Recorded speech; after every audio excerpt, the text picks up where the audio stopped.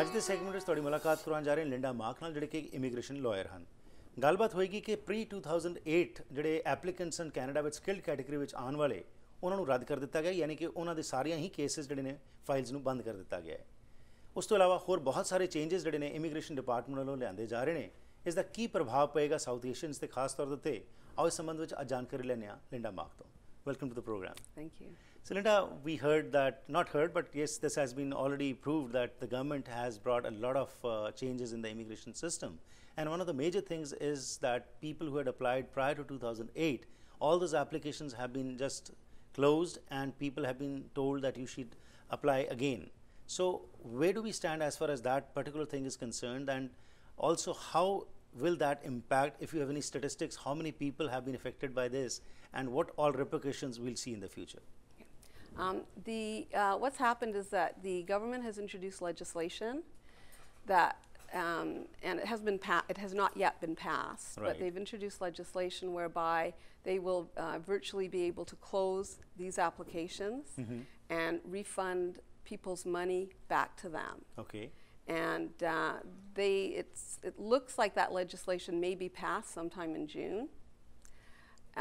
It's obviously we expect it's going to affect about at least 180,000 people. Okay, all across the world. Yes. Right. Yes. So why do you think they are taking this step? Because 180,000 is a big number. And while we talk of the backlog, which has, people are saying that it's over 1 million now. But the question is that by just stopping these people who had already applied, what kind of signal is going? And also, what is the guarantee that in future also, the next category might be given just another shock that, yes, your application is not being accepted? It's not a good sign, and it's not a good signal to people that are interested in applying to come to Canada. One of the things that's happened with a lot of these applications is that they've simply stopped processing them. Okay. And the more recent applications have taken total priority over these, and that's why a lot of them just didn't get processed. Right. So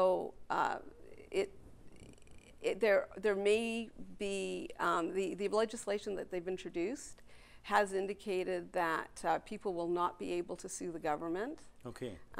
But sometimes that legislation it doesn't.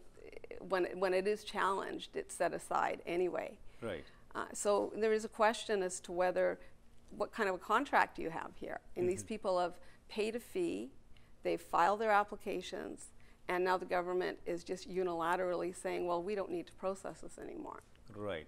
So what are the new categories which the government is wanting over here, and they have rejected those old applications? Well, what they've done, one of the things they've done with the skilled worker class is they've really narrowed the amount of people that can apply.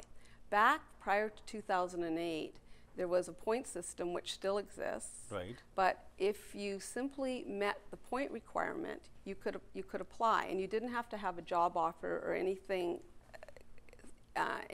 else. Right. As of 2008, the government said they brought in ministerial instructions, and they basically said you either have to have a job offer here, right, or you have to be on a list of occupations. Okay. And they've cut even that list down and down and down. Right. So I think now they're accepting approximately 10,000 people who would qualify just simply without a job. That's quite strange, when they talk about the job offer. First of all, anybody who applies, anybody who lands over here doesn't get a job because even his credentials are not recognized. And wherever you go for job, people say your credentials are not recognized and you are not up to that mark.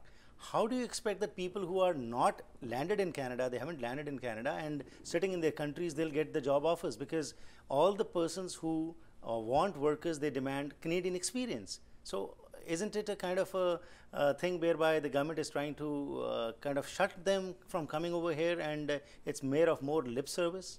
It's very difficult. And what I have found in my experience is that the people who are getting job offers are generally doing so because they have relatives here or contacts of some kind that can help them with that. But people who are simply well educated, have a good background in terms of their skills and education, it's very, very difficult for them to qualify right. at this point. So these new categories, as you said, which have been introduced, do they focus mainly on some particular categories, or is it more varied and general? Most of what's being introduced to immigration in one form or another these days are situations where people have job offers. Okay. Whether it be the provincial nominee program or the federal program or so on. Another area where the government has really expanded and is actually, I think, is doing a good job is in terms of students. Right. Students now who come to Canada and get their educations here, there's lots of opportunity for them to get permanent residence status, which I think is quite different than a lot of other countries. Right. We'll talk about this particular issue in detail sometime. Now, again, another question arises that while in the skilled category, you are brought to Canada on the basis of your education and your profession. Right. But when you land over here, that professional qualification which you had from the country from where you have come is not at all recognized. And as we have seen in the past, what has happened is that people who are qualified doctors or engineers or any other field, they are not getting the job in the field in which they should have gone into, which is a demoralization for them. And apart from that, the talent which they have is not being utilized and they get frustrated. And apart from that, the government also is not utilizing the true talent what those people have. So now here comes the point, as an immigration expert, what do you feel? This kind of thinking, will it lead Canada into I would say, a better Canada in future, or you think that this needs to be changed? And as far as you mentioned about the job offers, how many, as you mentioned, that their relatives or anybody known to you might help you out in getting those kind of job offers? And there also a different kind of market is flourishing now, whereby you pay money and you can get those kind of job offers. So ultimately, what is your feeling that is this system which the government is trying to introduce will help us, or it's going to be a further big major problem for Canadians in future? That's a big question. Yeah. I'm not sure if I know the answer to that. I think that there are some things that are being introduced that obviously make it more difficult for people to come. When the rules were introduced in 2002 with respect to the skilled worker program that existed between 2002 and 2008, what immigration was looking for were people who were well educated and who could speak English and who had good skills. They weren't so worried about either jobs or whether people had job offers or whether their education would make it so that they could work in their occupation here. Right. What their idea was, if you're well educated, you've got good skills, you will survive here and you will do well. But you're right about the fact that people come here, they're qualified as a lawyer or whatever, and they can't work here, and that is difficult. Right, and it's very rightly said, you know, many people say this, that if you have a heart attack, call a taxi rather than going to the emergency, because maybe the driver who is driving is a doctor and you can get saved. That's true. Thank you very much for your time. Thank you. ਅੱਜ ਜਿਹੜੀ ਗੱਲਬਾਤ ਹੋਈ Linda mark ਨਾਲ, ਅਸੀਂ ਗੱਲਬਾਤ ਕੀਤੀ ਕਿ 2008 ਤੋਂ ਪਹਿਲਾਂ ਜਿਹੜੇ ਸਕਿਲਡ ਕੈਟਾਗਰੀ ਦੇ ਵਿੱਚ ਲੋਕਾਂ ਨੇ ਅਪਲਾਈ ਕੀਤਾ ਸੀ, ਉਹ ਸਾਰੀਆਂ ਹੀ ਐਪਲੀਕੇਸ਼ਨਸ ਬੰਦ ਕਰ ਦਿੱਤੀਆਂ ਗਈਆਂ ਨੇ, ਉਹ ਫਾਈਲਸ ਕਲੋਜ਼ ਕਰ ਦਿੱਤੀਆਂ ਗਈਆਂ ਨੇ। ਸੋ ਲਿੰਡਾ ਨਾਲ ਜਿਹੜੀ ਗੱਲਬਾਤ ਹੋਈ, ਉਹਨਾਂ ਦਾ ਕਹਿਣਾ ਹੈ ਕਿ ਇਹ ਜਿਹੜੀਆਂ ਕੁਝ ਚੇਂਜਸ ਲਿਆਂਦੇ ਗਏ ਨੇ, ਕਈ ਨਵੇਂ ਕੈਟਾਗਰੀਜ਼ ਨੂੰ ਲਿਆਇਆ ਜਾ ਰਿਹਾ, ਉਸ ਵਿੱਚ ਮੁੱਖ ਤੌਰ ਦੇ ਉੱਤੇ ਸਰਕਾਰ ਇਹ ਫੋਕਸ ਕਰ ਰਹੀ ਹੈ ਕਿ ਜਿਸ ਕੋਲ ਜੌਬ ਆਫਰ ਹੋਏਗਾ ਉਸ ਨੂੰ ਪਹਿਲ ਦਿੱਤੀ ਜਾਏ। ਪਰ ਜੌਬ ਆਫਰਸ ਲੈਣੇ ਕੀ ਸੌਖੇ ਹਨ?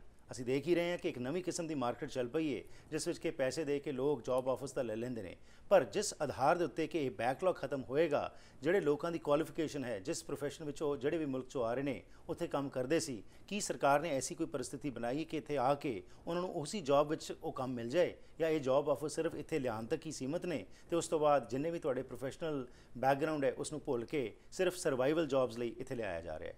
एक बड़ा ही चिंता का विषय है, जिसके बारे आने वाले समय में भी असीं तुहाडे नाल विस्तार विच गलबात करांगे। तुहाडे कोल कोई सवाल होए जिहड़ा इमीग्रेशन संबंधी होए तां साडे तक जरूर पहुँचाना, ताकि असीं ये जिहड़े साडे इमीग्रेशन लॉयर आए ने इत्थे उन्हां तक पहुँचा के उसका जवाब लैके हाज़र हो सकीए।